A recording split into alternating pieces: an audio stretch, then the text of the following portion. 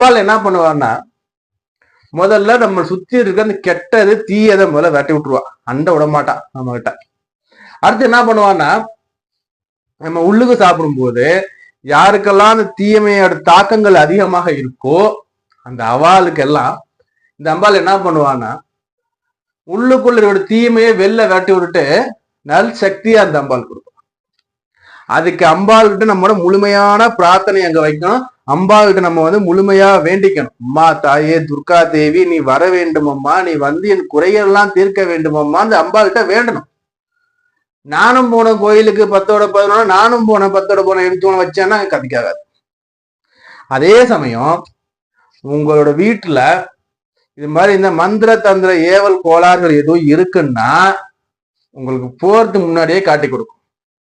Sir எப்படி sir சொல்றீங்கன்னா போறதுக்கு முன்னாடி பிளான் பண்ணதுல உங்களுக்கு தடை தரது கொஞ்சம் அதிகமாக இருக்கும்.